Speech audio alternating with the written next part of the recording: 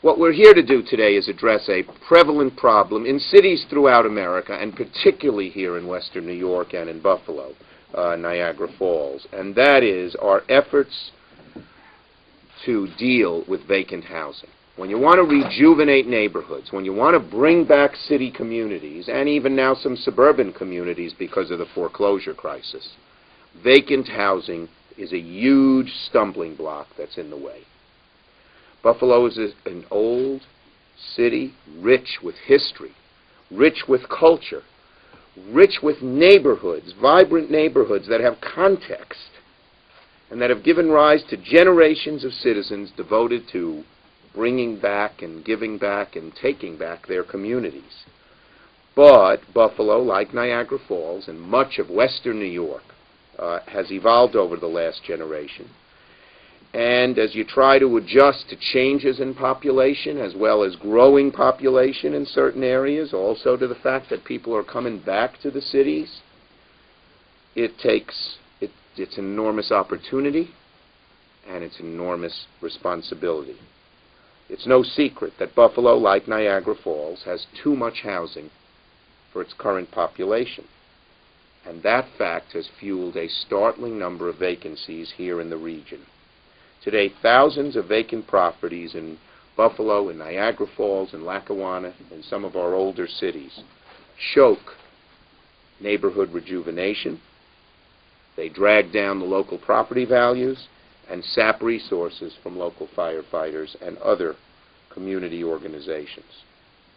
And as I said, this problem is now not alone in our cities. Because of the subprime crisis, we're finding it beginning to be in the suburbs, particularly the inner suburbs.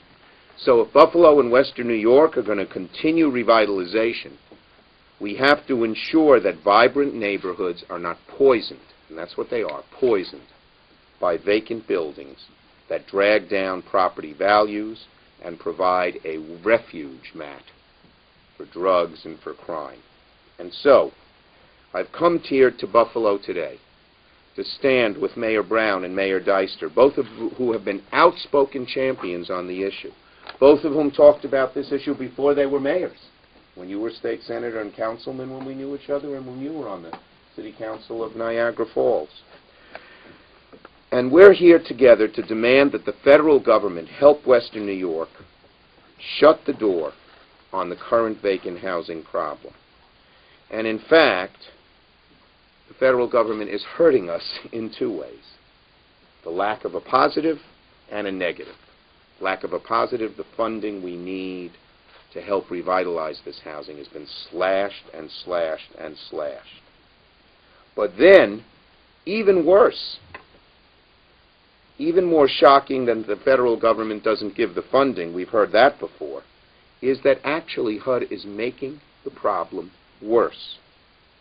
HUD, the very agency responsible HUD is the very agency responsible for providing affordable and safe housing, and it's actually abetting neighborhood blight by allowing the homes it owns to be sold online to landlords who are just interested in flipping the properties for a quick buck. In other words, they sell the properties that have HUD and FHA and other mortgages that they foreclosed on, and they don't do close to enough to ensure that the person they sell the house to is going to live there and revitalize it. Instead, they spend most of their time selling it to someone who may not even live anywhere near Buffalo, but who goes online and figures, okay, I can buy this for $8,000, let it sit, and maybe I can sell it for $9,000. That's despicable what these people do, and HUD is helping them. Now you say, why is HUD doing that? Well, just last week my office identified scores, close to 100 HUD-owned homes in Buffalo being sold online on a HUD-contracted website. And how is it possible that they're doing this? Well, let me explain. There's something called the Good Neighbor Initiative. That's a good thing. They say to community employees that you can buy our houses at a 50% discount if you commit to living in the property for 36 months. Sounds good. But they only list that property for 5 days. If no policeman, fireman, community service person comes and buys the house, then someone else can buy it for the next 10 days at cost, provided they promise to live there. And then after a grand total of 15 days, they sell it to anybody. Now, is that absurd? And this isn't something that HUD is trying to make money on. The few $1,000s they might gain on each house, they lose, even the federal government loses, in terms of decreased property values, decreased economic activity, and increased economic blight.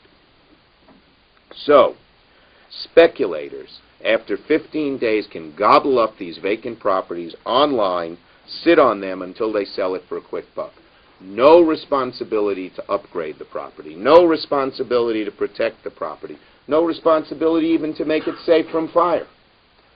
And they just sit there. And that's what these sort of bottom crawlers do, and HUD is helping them get the properties. And that's what we want to change.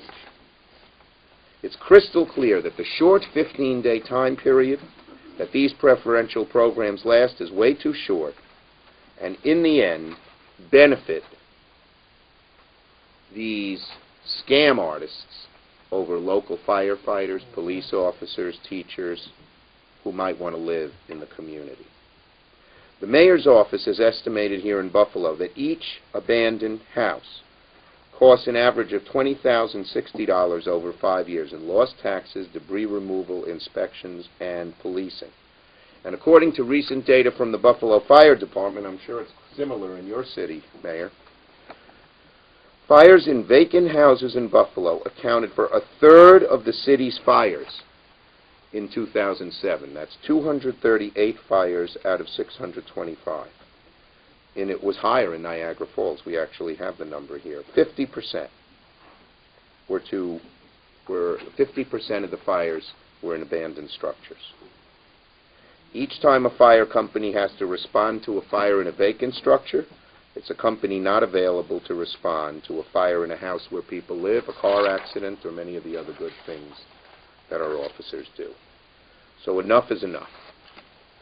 Today we are asking the federal government to start helping us and stop hurting us as we try to reclaim neighborhoods like the West Side here in Buffalo.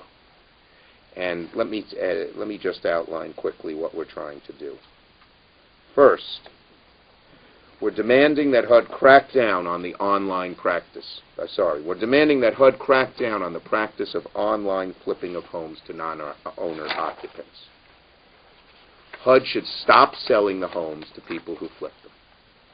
HUD should make it much easier for someone who wants to help rehab the home and live here to do it. Second, HUD should provide some money so that more houses like this can be done. The CDBG program, Community Development Block Grants, was a great program. It was one of the few things that helped mayors like Brown and Deister revitalize their cities. It was federal money, and it was dramatically successful.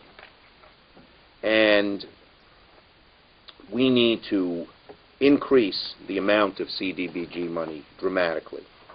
So Senator Dodd, who is head of the Banking Committee, and me, who's head of this, and Chuck Schumer, that's me, who's head of the Housing Subcommittee, which is a subcommittee of the Banking Committee, are going to ask for $3 billion more for CDBG so that cities like Buffalo and Niagara Falls can help turn around these vacant houses and turn around neighborhoods.